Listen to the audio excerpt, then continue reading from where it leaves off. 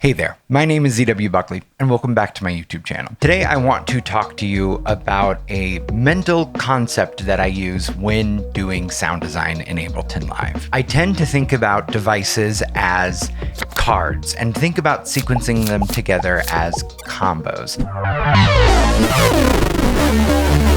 This way of thinking about sound design comes from a period in my life long ago. From 2012 to 2017, I was a freelance writer for TCGplayer.com.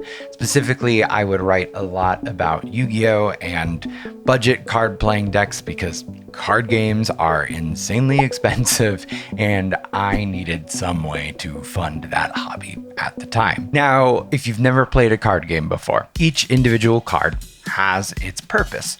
But where cards really shine is in combos. When cards get strung together in a specific order, they create these emergent possibilities. I really think about sound design and using devices in Ableton Live in the exact same way. Sure, one effect does one thing, but what does it do if it comes before or after another effect? I'm going to use reverb to illustrate that point. Let's jump in. So I have here a short single chord played by pizzicato strings, which famously are a very short sound. There's really not that much decay to them. So what I'm going to do is I am going to transform this sound by applying reverb, and I'm going to run compression after it because I want to make the reverb the star. So I have an instance of hybrid reverb that I set up here. We're still using the dark hall, though I've increased the decay, and I've just played around with what impulse responses are being used here. And so with this applied in 100% wet, our pizzicato strings now sound like this. Very ethereal. So what I'm going to do is I'm going to grab an instance of OTT and run it as a combo after hybrid reverb. OTT is a preset of multiband dynamics, and if you don't know, OTT stands for over the top. Multiband dynamics divides the frequency spectrum into 3 individual bands, and this preset in particular then boosts the volume of all those bands up like crazy and then compresses them. So they all are squashed in this very precise range, and it has an effect of taking every single sound and making it big and putting it in the forefront. And that's very useful for when you want to make reverb the star. So on this rack, I have 2 instances of OTT to draw everything even farther forward. And I have an LFO that is set to the glider waveform that is modulating a couple of different things. It is modulating the mid-high crossover point.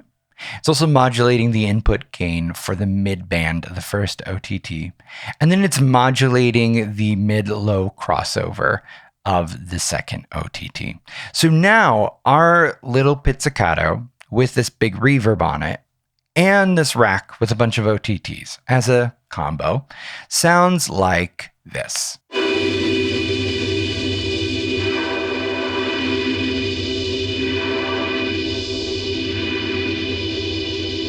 Now, if I didn't disengage that, that would go on for pretty much ever. Now let's talk about adding one more step to our combo. I just want to jump in really quick and talk about why this is such a useful approach for sound design. The reason for that being is that it focuses you on, frankly, what you should be focusing on, which is the fundamentals. If you treat each individual effect as a unit within a combo, advanced techniques stop seeming like some very complex equation, and instead they just start seeming like strings of fundamentals being applied one after another, like a combo. And that's exactly what advanced sound design is. There is no such thing as advanced techniques. There's only advanced application of fundamental techniques. And so what is the actionable part of this, right?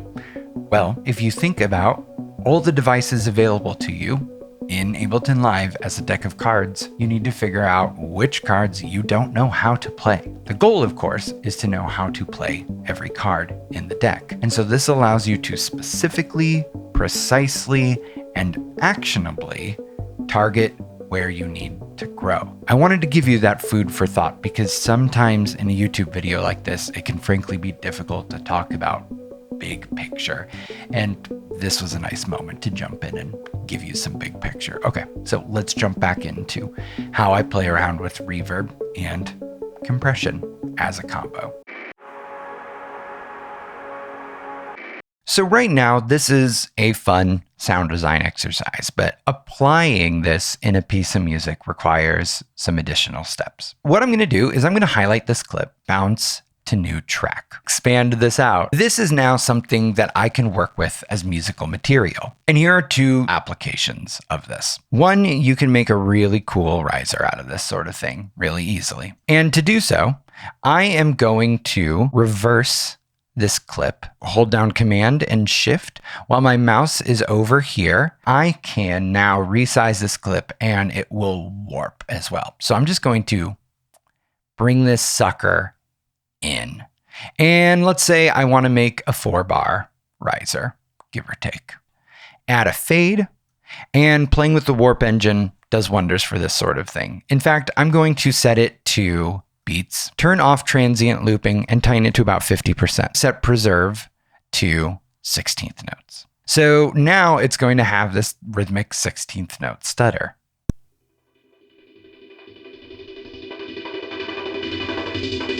That's one really great use for these kind of long reverb tails. Now you might have also noticed that I named this a chord, because the other really cool application of this is to turn it into a pad.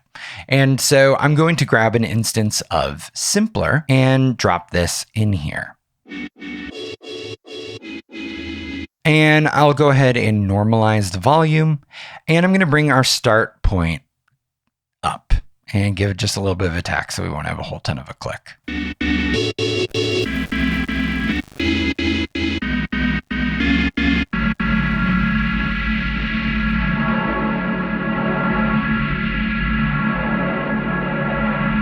And especially if we play around with the filter, like that's instant old school PlayStation 1 drum and bass jungle.